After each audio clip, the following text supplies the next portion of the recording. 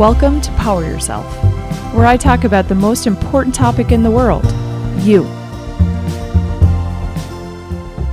The first topic that I'm really going to dive on into for this season, it's actually based on one of my sister's recommendations. So she led me to a book called the Yamas Niyamas, Exploring Yoga's Ethical Practice.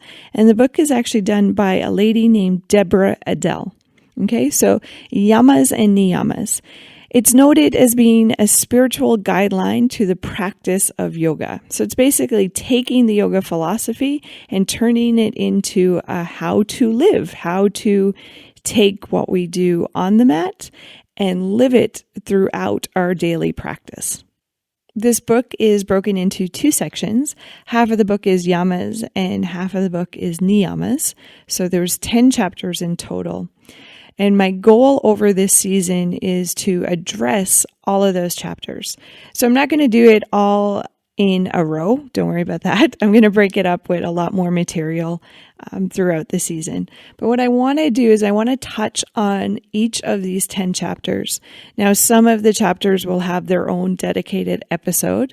And then who knows, maybe some of the other chapters I might combine to make an episode. But my goal is to scatter this information throughout the whole season. The reason I'm scattering these episodes throughout the season is because I feel this book is something that should be taken in more slowly than most books. Okay, so some good books you binge and you finish in a weekend, but I feel this book is an opportunity to read a chapter, pause, take a break, take stock, look at maybe what you think really of it, what's standing out for you, what's resonating for you.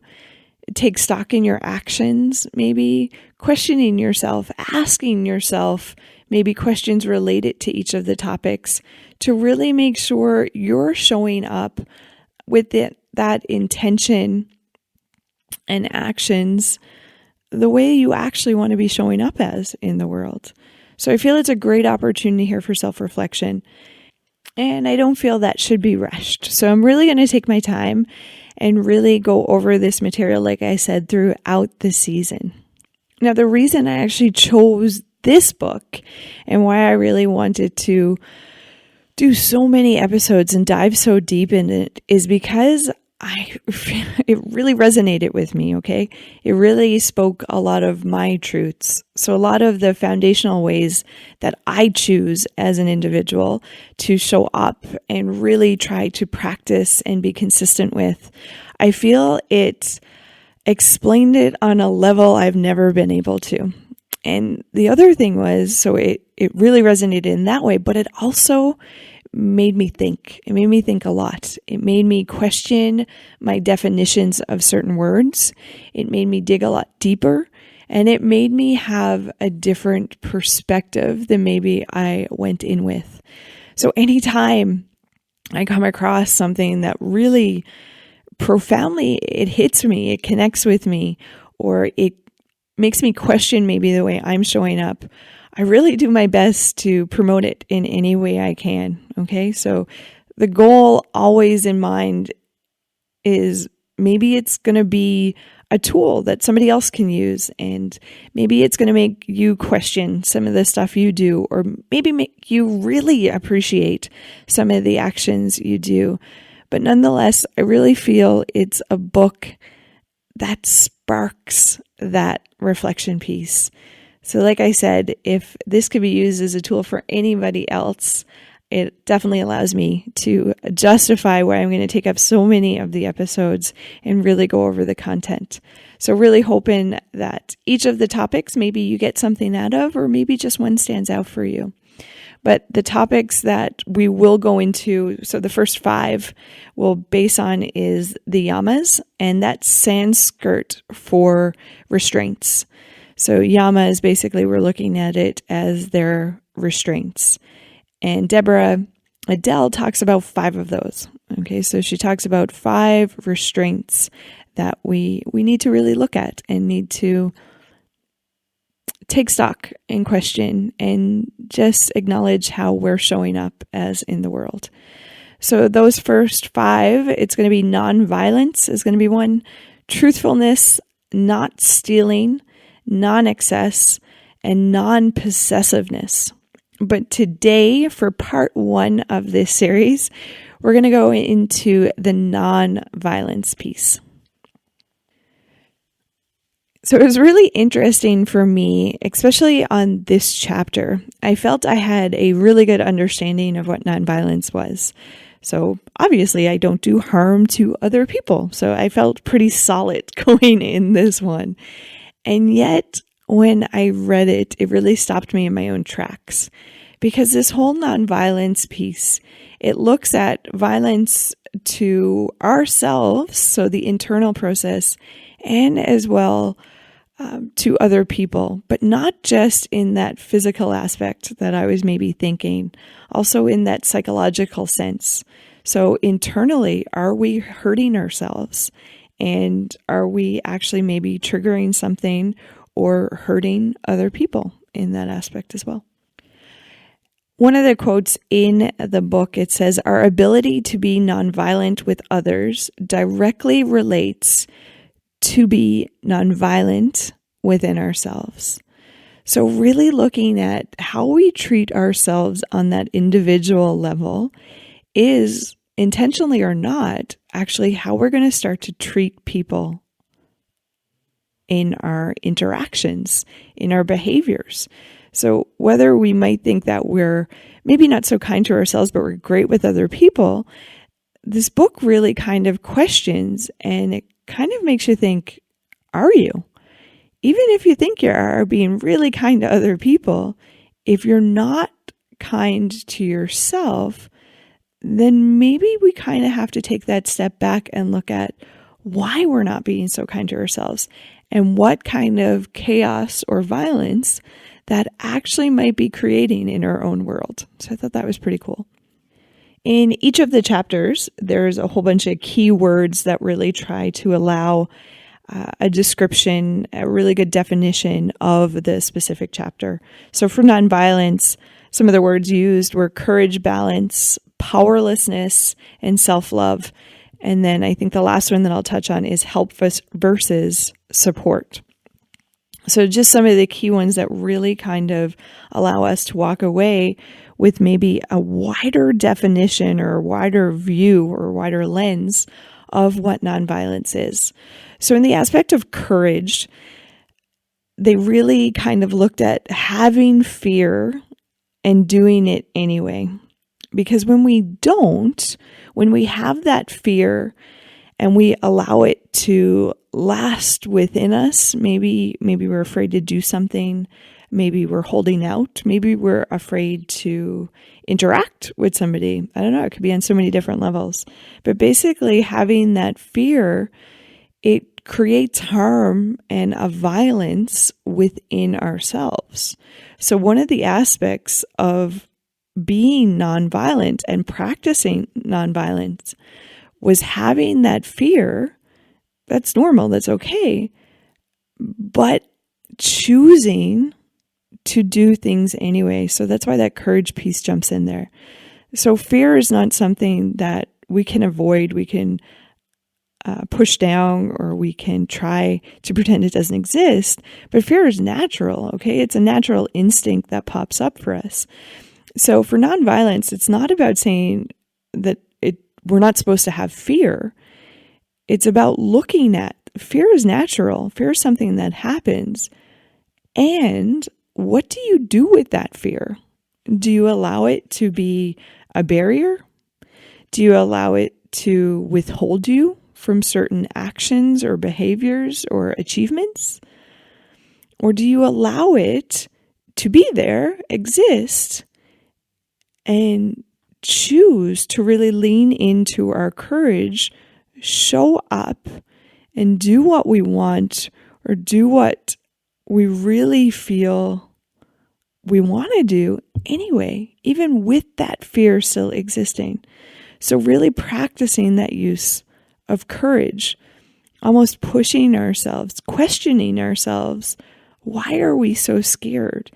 And a really good thing is questioning ourselves in the lens of, why are we so scared? And is this fear serving us? Is it serving us well? Is it serving us to be a better person, to strive to do better?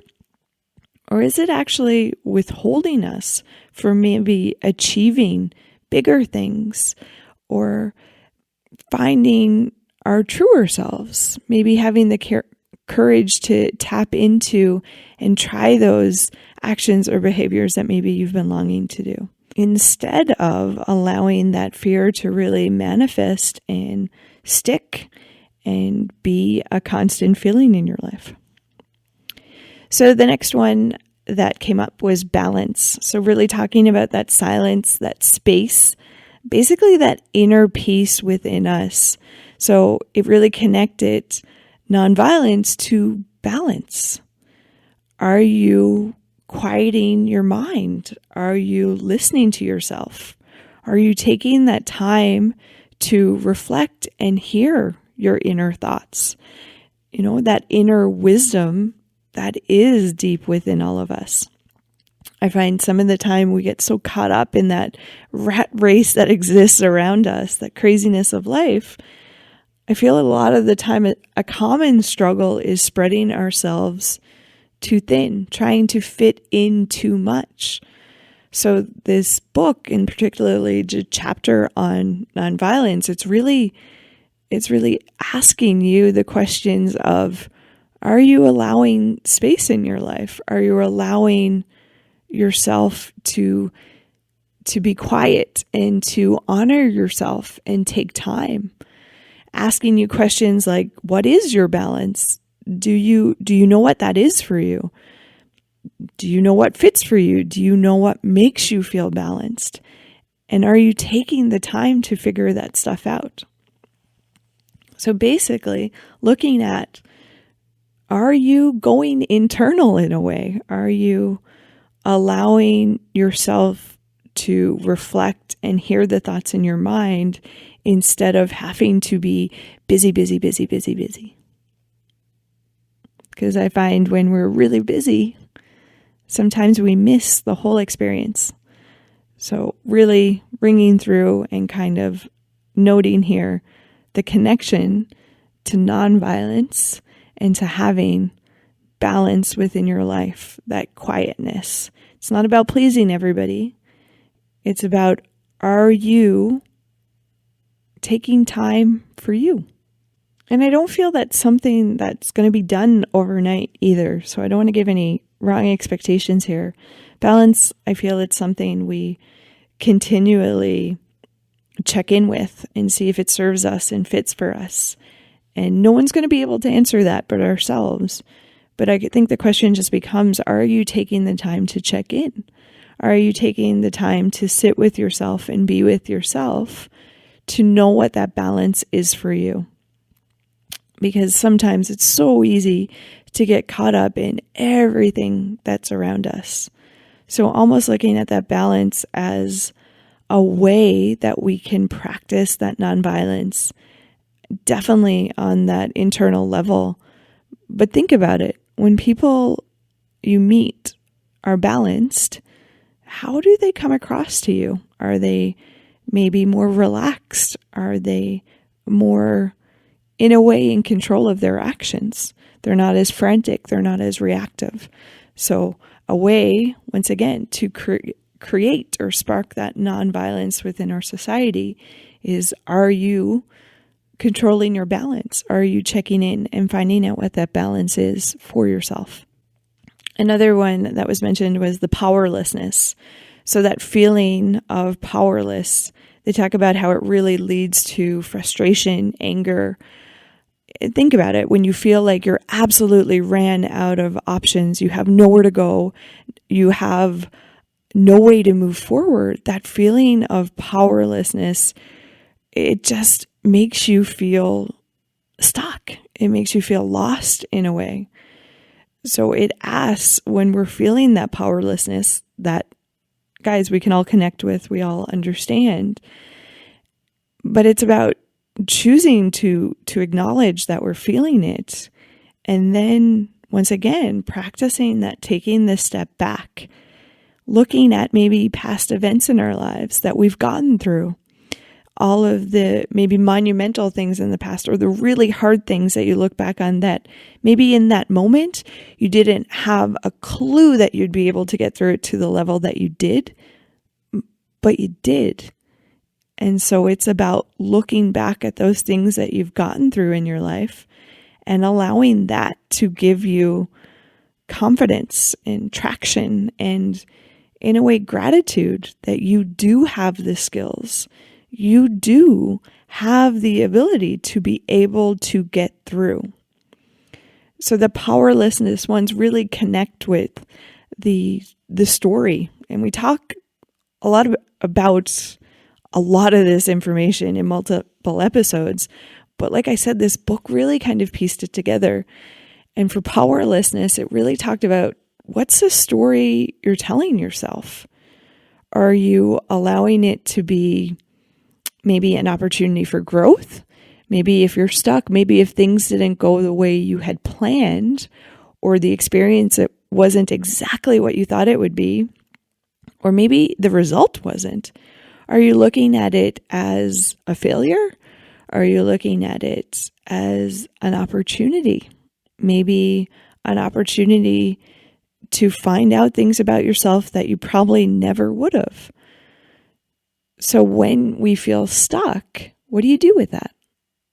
What do you do as an individual when you feel stuck, when you feel cornered? Think about how you might act out in that frustration or anger or sadness or retreat. But if we can kind of tap into that power, realize what we're feeling, take that step back and maybe look at options or look at past events and see that we actually have more capability and ability than we probably realize we do. So it's about tapping into that potential, realizing that you have gotten through things in the past that weren't easy, and you're going to get through a whole bunch more. The crazy thing is that story that we tell ourselves allows us to get through it, to get through those events, to get through that obstacle, maybe harshly, frustrated, anxiety-ridden, toast, just exhausted. Or we can start checking ourselves. What is that story saying? Is that supporting me? Is that benefiting me? And how might I take control of that? Or maybe it's not controlling it right away. I always think the first step towards really taking that control is, first of all, acknowledging it. So when you feel that powerlessness, maybe start looking at, what's the story that's popping up for you? What's the self-talk that's happening for you? And start there. And then looking at, is this serving me? Or maybe, how do I learn to adjust this? How do I learn to maybe take more control of it, or start to incorporate maybe better habits to help me really not get stuck in that powerlessness and not get stuck in that frustration or angry, or feel that I have no more options to look at, and allow us to really go back on that gratitude of, what can I do well? What can I do right now that's going to get me through to tomorrow?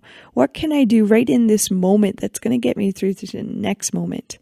And really start to, in a way, I feel that self-talk can help you build your confidence, makes you feel and tap into that potential and power that I truly believe in my core that each of us have. We just maybe lose the ability or lose the confidence in ourselves. So really taking stock there and seeing, I think, like I said, the first step being, what's the story I'm telling myself when I'm stuck in these situations?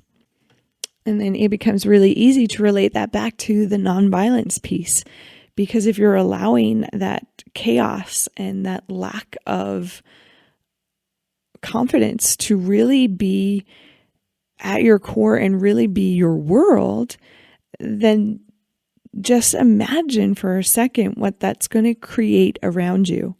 I'm stuck. I can't get out of this. This is horrible. This is never going to, it's never going to get better. It's only going to get worse.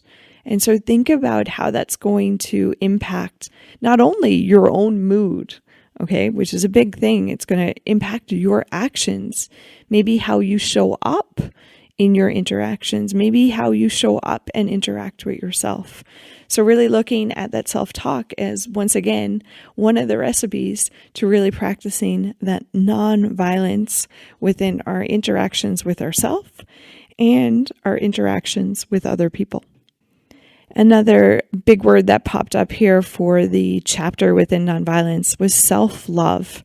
Now, if you've ever listened to another episode of my podcast, you get that self-love is a big thing that I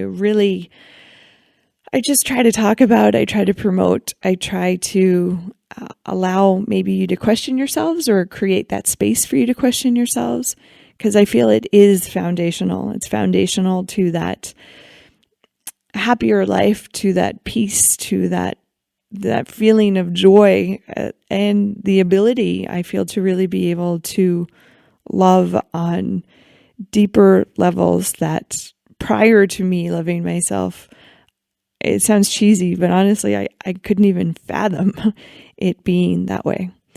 So we look at now how self-love is actually related to the nonviolence. So the book talks about how we treat ourselves is actually lined up with how we treat other people. So if we have those high standards for ourselves and we start to feel that maybe we're not good enough, then maybe what we're not realizing is we might be being that harsh and demanding with other people in our life. So it's about looking at how you judge yourself. How do you act with yourself? How do you treat yourself when you make a mistake? So think about that for a sec. When you make that mistake or you stumble or you do something wrong, what goes on in your head? Do you practice forgiveness with yourself? Are you gentle with yourself? Do you laugh at yourself maybe sometimes? Or do you get really critical? Do you really get hard on yourself? And so what this book is mentioning in the chapter is we might think we're really good with other people, but if we're not practicing this self-love, this forgiveness, this presence, this non-judgment with ourselves, then the likelihood is that's likely going to start showing up in our actions with other people. So just think about it in a second. If you can't forgive yourself when you make a mistake, so maybe you didn't do something the way you intended to do it, or you said something wrong, and you really come down hard on yourself, think about it for a second. How are you reacting when other people make mistakes? Do you have crazy high expectations for other people? And I would ask you, how many people are filling those expectations?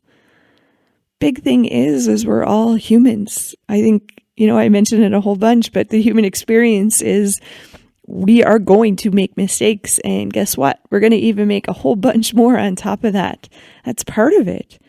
So it becomes, how do we treat ourselves? How do we treat other people when we make those mistakes, when we make that stumble? And the more we can practice looking at ourselves and being gentle and being forgiving and not beating ourselves up, the chapter really talks about that practice of nonviolence within yourself helps you to actually practice that with other people, with your interactions more. It allows you to be more forgiving. People sense it because you're acting that way to yourself. And then you start to incorporate those actions more and more in your interactions with actually other people. Another big thing that it goes on with the self-love in relation to the nonviolence is it talks about when we don't love ourselves, when we're not satisfied, when we're not truly in love with ourselves, we actually start to focus on other people, and we start to focus on their actions and how they're showing up in the world. And if we're not careful, we actually start to try to fix other people and how they're showing up. We get fixated on knowing how to help them help themselves. And maybe we might get caught up there. We might get caught up telling other people how to act instead of the really hard practice of looking in the mirror and noticing, wait a second, how am I acting right now? How am I showing up? Because a really good practice is when we start focusing all that attention on other people is to stop. Think, why am I focusing on them right now? What's happening? Are we hiding? Are we telling ourselves maybe something about them so it's a distraction from actually helping ourselves? So it was interesting because they talk about nonviolence in our interactions with other people. So instead of fixating on their lives and how they should be acting, the nonviolence, and this is one of the main pieces that I loved, it really looked at, wait a second, do I have faith and trust in the other people to be able to find their own solutions, to be able to find their way? Because think about it. When you struggled, when you stumbled, big maybe sections in your life, and maybe people gave you great advice, maybe you didn't take it because maybe you had to go through it yourself. Well, that's pretty similar for most people. It's great, don't get me wrong, when we can learn from other people, but when we have to learn it for ourselves, we don't want people on the outside judging how we're handling that. We want people supporting us on the outside, maybe encouraging us, maybe empathizing, maybe relating to obstacles they've come up against in their life, and just helping us navigate our own way, because nobody's path is going to be exactly the same. So, and the reason, or another thing that really stood out for me, like I said, was looking at that nonviolence as, do I have faith and trust in that person to find the answers themselves? Because when we don't, that's when we start to push our actions or our advice on other people. So the quote I wrote down here is, we can't save people or fix them. All we can do is model, and that points the finger back at us.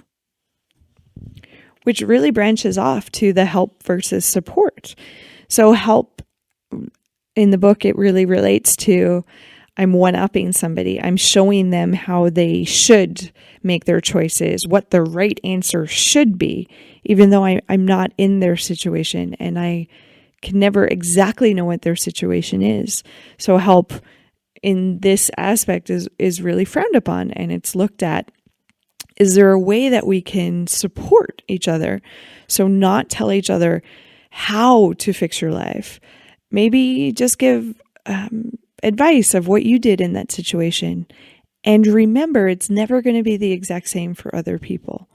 So just being able to be there with them as they go through it and encourage them that they can get through it, and maybe talk out ways that they can go through it, which makes me go back to a piece of my job. So we look at coaching questions. How do we coach leaders? How do we coach employees to get their answers, to find a solution? And it's never one person telling somebody else how to do it.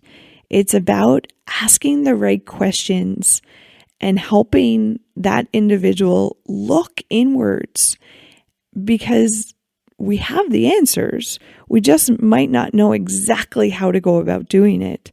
So when you can ask the right questions and really support them of where they are in that moment, you help hopefully encourage a different way of thinking.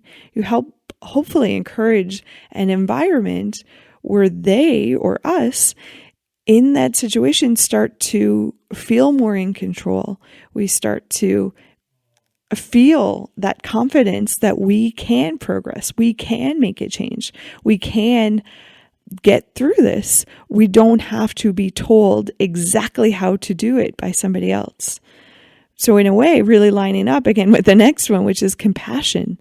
So the acts of kindness, are we choosing compassion instead of judgment? So when somebody makes that mistake, or when we're viewing somebody's life and we view something that they've done as a mistake and how they should right it, then what is that saying? Because usually it has nothing to do about that person. I think it's in those opportune moments that we really get out the mirror and ask ourselves, what's happening for us here? Why do we feel that we need to take control of somebody else's life? Think of your biggest mistakes, guys. I could list a bunch of mine. We all have them. And they don't necessarily have to be mistakes, because I know for me, it sounds ridiculous, but I wouldn't change not one of them, because each of my mistakes have allowed me to learn something very important about myself. Crazy thing is, sometimes I had to learn it a couple of times, right? Like most people. But when we learn that piece of ourselves, when we go through that mistakes, we start to understand who we are. We maybe start to understand our values a bit more. We understand what's right for us and what's not. And that's not something somebody else can give us. So just in a note here, how are you reacting when people make mistakes around you? Are you supporting them? Are you encouraging them to find those answers within themselves? Or are we dictating how people should be acting based on how we view the situation? Now, that was one of the areas that really stuck out for me. So I don't know how many people can relate here, but a lot of the time I get caught up. So I'm really good with people not in my inner circle. So I'm great at work. I'm great at coaching. I'm great at encouraging people who I don't have that close connection with. And my line gets blurred the closer you are to me. So here's what I mean by that.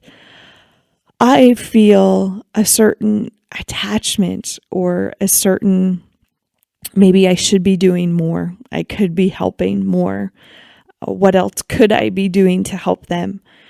Because I'm very lucky in my life, and I know I've created my life. Don't get me wrong. I've put in many blood, sweat, and tears to get the results that I get.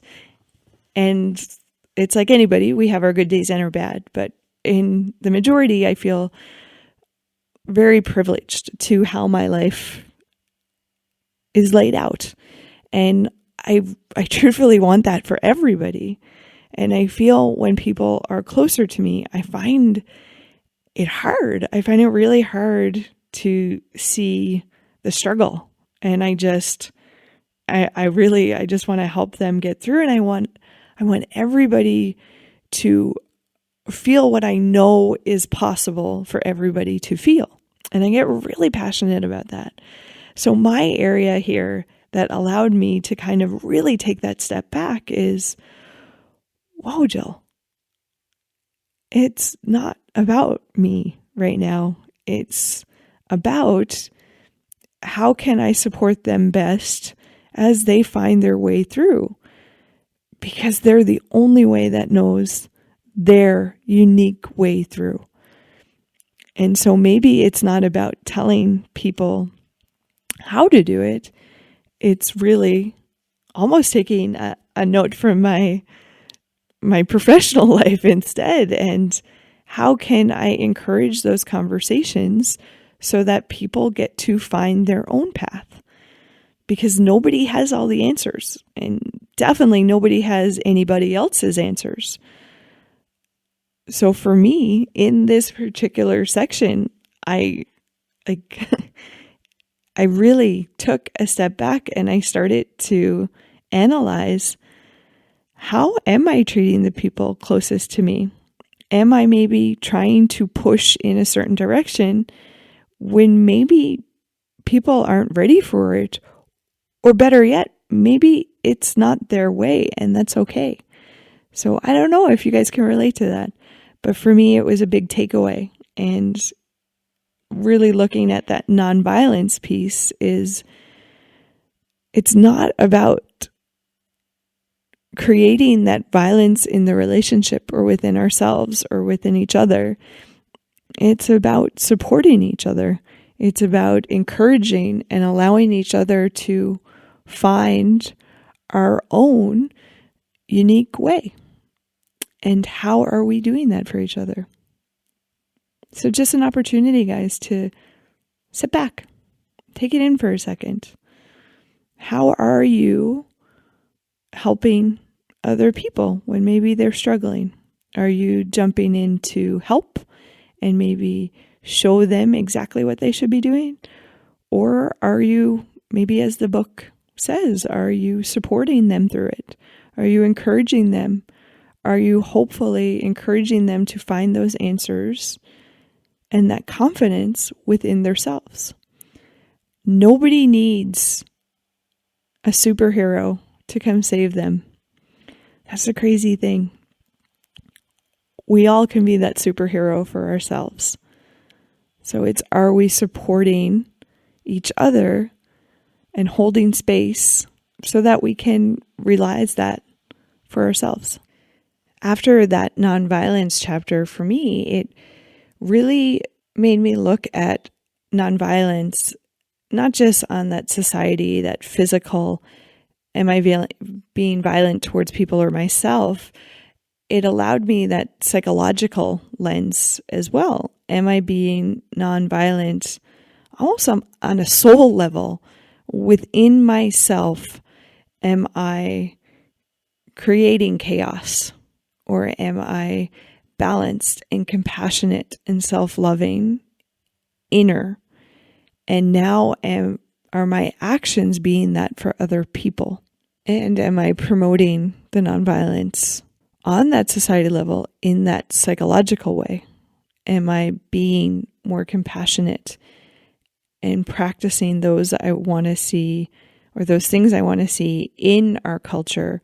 Am I practicing it internally to myself or with myself and in my interactions with other people?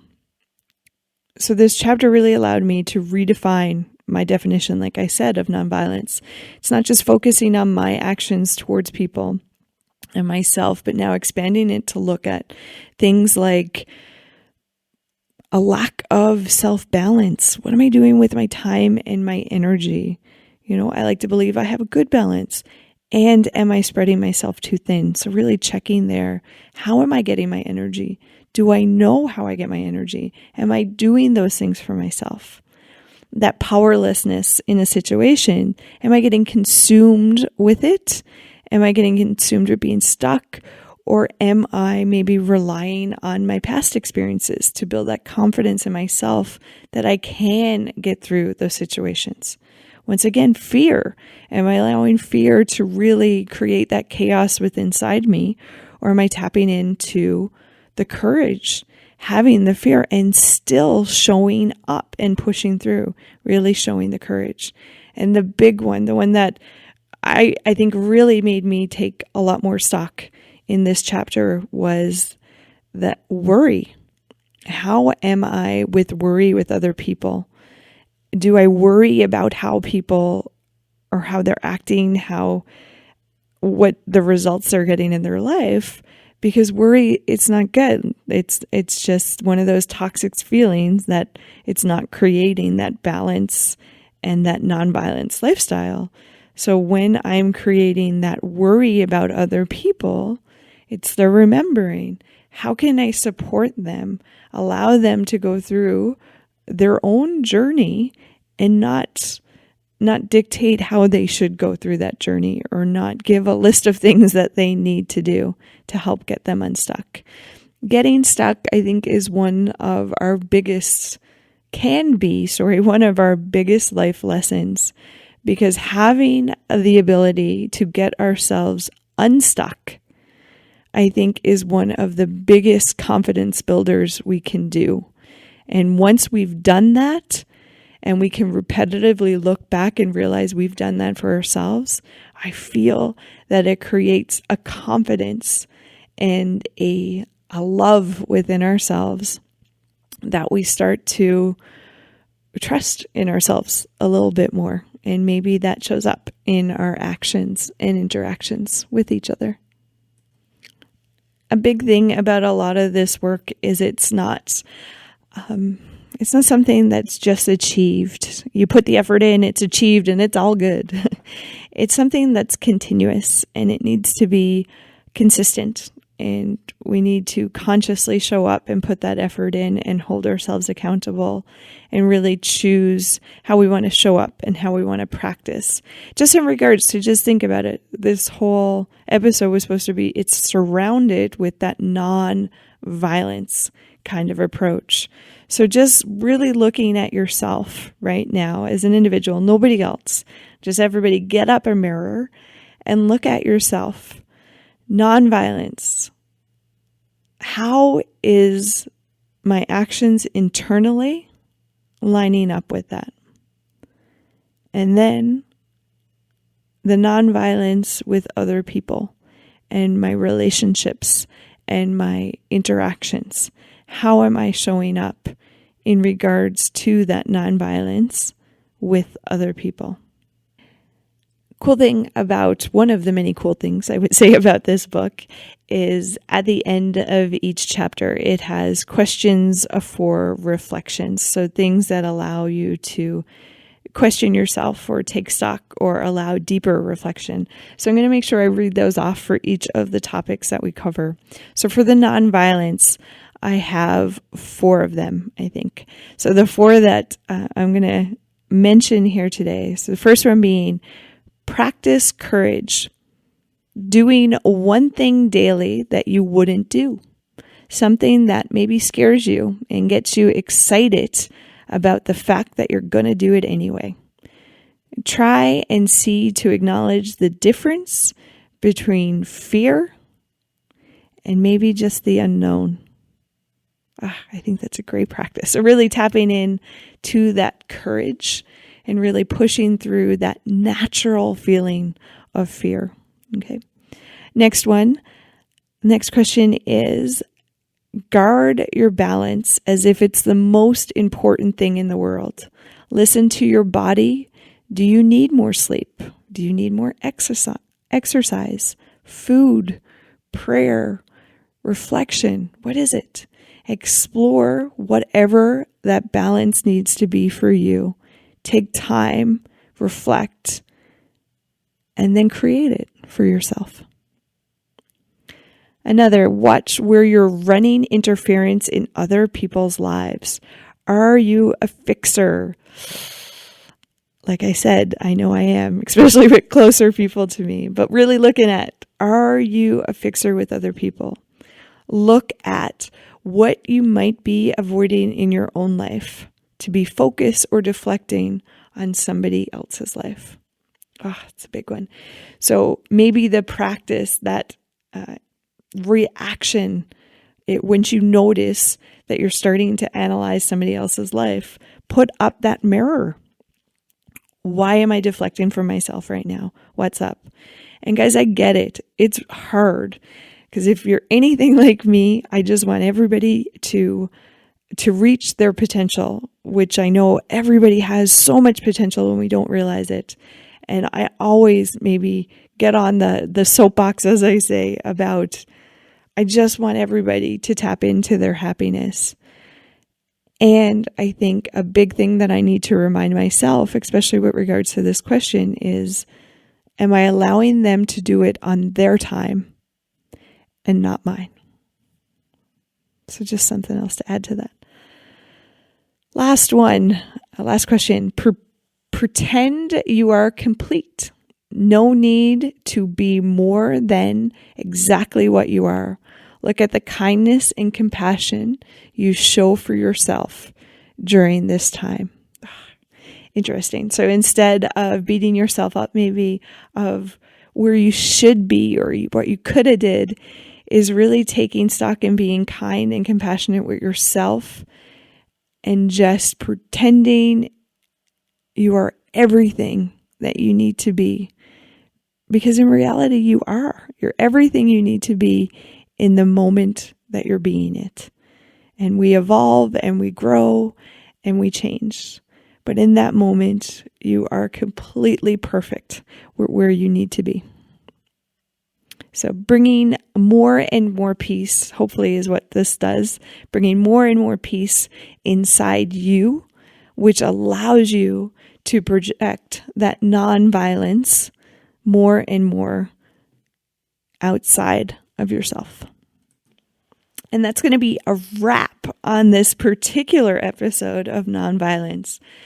So guys, I always talk about self-work. I feel that's actually what the podcast relates on, is the self-work, the self-love, the creating your balance, the finding your way.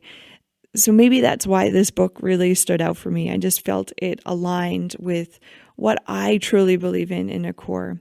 And I find all of this self-work that we need to do for ourselves, so nobody ever can do it for us, is foundational to that happier life that everybody seeks. And that's basically, in a nutshell, why I do this podcast. I see it as an opportunity to maybe talk about things that have worked for me, things that have worked for other people, things that have not worked for me, things that have failed with myself or with other people. And hopefully that allows us to create this culture where people can learn some tools, encourage each other to use some tools, support each other to use some tools to help create that happier life that we all seek. So really trying to promote each other and myself continuously to strive for that happiness and keep practicing those things that work. So guys, as always, I really appreciate you tuning in. Never, ever hesitate reaching out. I absolutely love it when people reach out and get in contact. If there's something you want to hear, if there's something you would like to have an episode on, or you'd like to hear it, just get in touch. I always appreciate and honor your opinion. So good luck to each of you as you continue on your journey. Never forget that this is your journey as an individual. So it's about finding out what fuels you, what makes you happy, and then choosing to power yourself.